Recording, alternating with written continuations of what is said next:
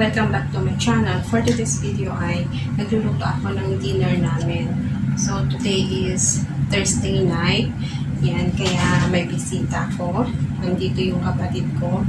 So yan, bali, ang unang niluluto ko ngayon is yung rice. Luto na ako ng rice. So samahan niyo ako guys. Magluluto-luto lang ako.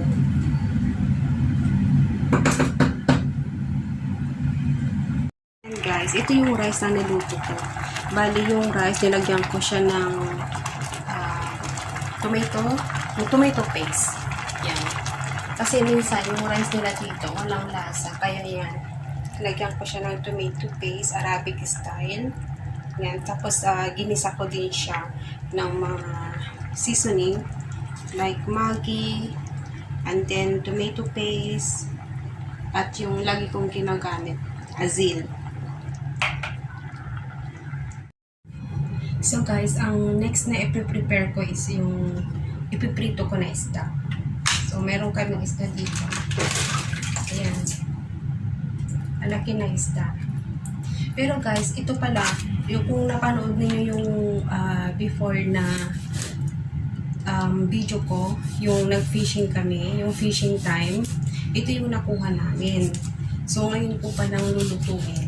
Kasi andito si kuya, kaya kayo namin kakainin. Tingnan nyo guys, hindi na kami bibili kasi nga meron na dito. Libre pa. Yan yung nakuha namin nung fishing time namin. Yan, may video ako niyan kung gusto yung panoorin. Kasi ito yung mga medium size. Saka ito rin. Ang gagawin ko lang dito guys is ipiprito lang. So ito yung dalawang maliliit. Ipiprito ko lang siya guys.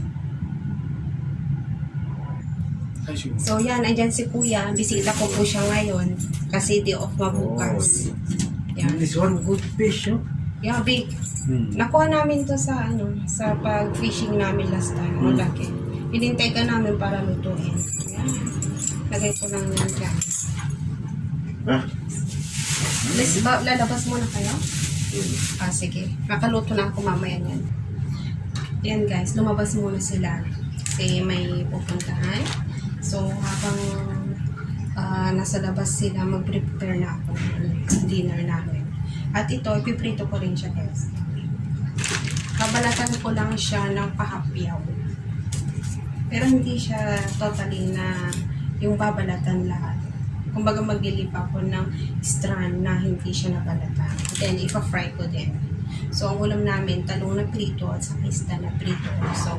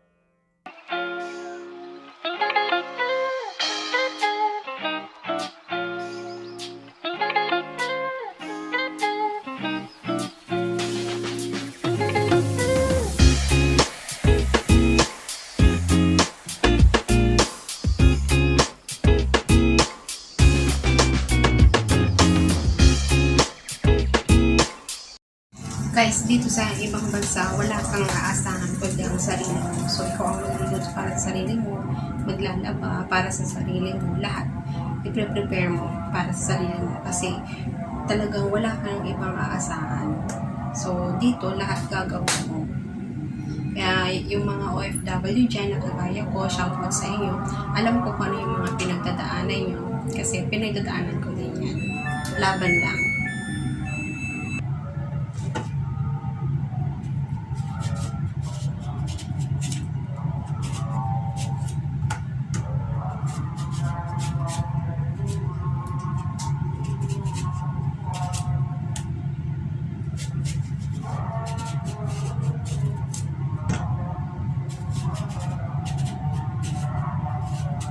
So, ganito ang ginagawa ko sa talong, guys. Pinabalatan ko lang siya. Bahagya lang.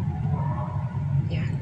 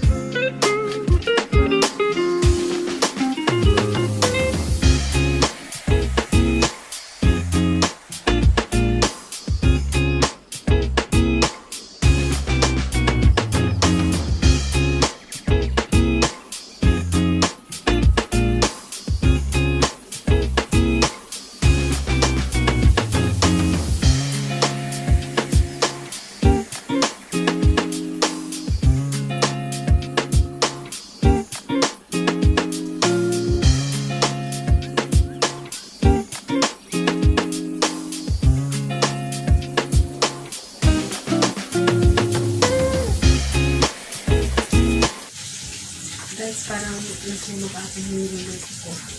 Kasi ano na siya eh, yung bang nangyayagin na siya, pero hindi pa siya luto sa loob.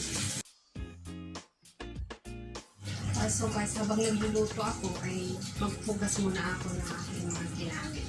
So, yan lang guys.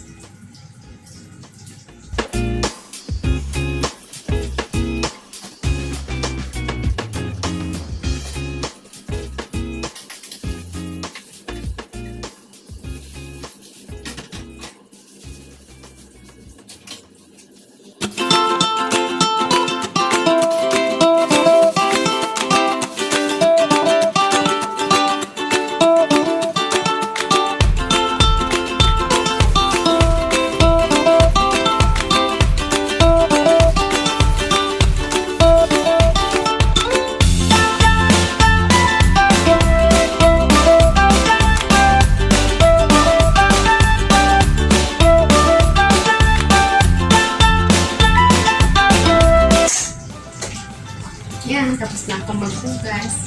I-check pa naman nga yung piniprito ko.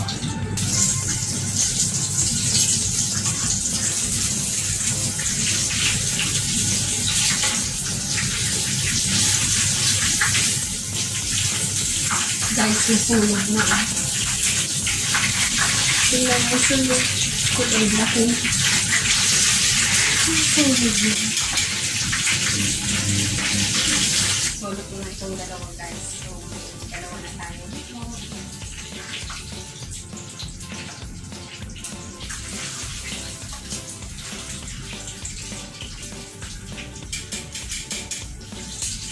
Ayan, medyo sunog lang.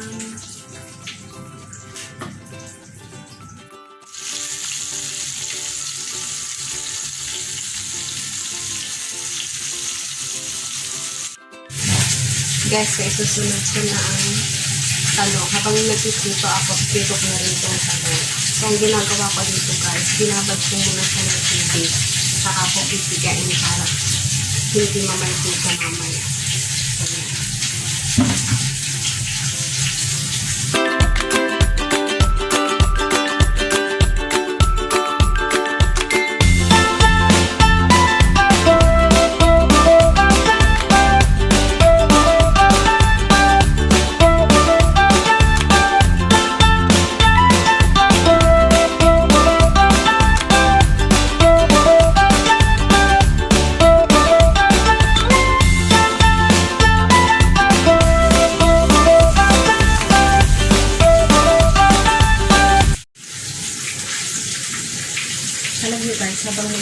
ako, pinagpapawisan ako kasi ang init ako sa mga walang AC, buksan ko yan ay kailangan i-close namin yung door para yung amoy hindi siya total lumabas sa mga plastic. So, ang init ko dito.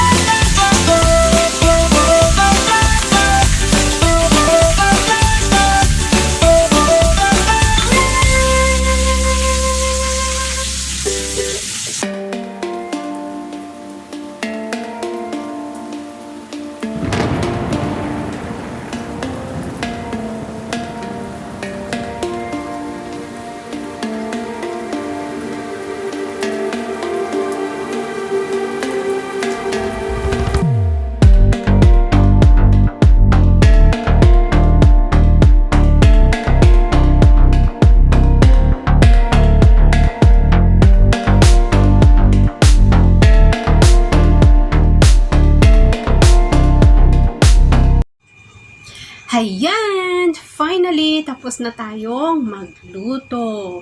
So, meron na kami ditong dinner na talong. Itong talong, isasawsaw namin yan ng alamang at saka kamatis, sibuyas. Yan. Sarap-sarap, guys. At ang aming isda. So, ayan. So, bali guys, yung ibang isda, nasunog ko ata. Kasi hindi ko siya masyadong nabantayan. Kaya nasunog yung ibang part ng isda. Pero masarap pa rin yan.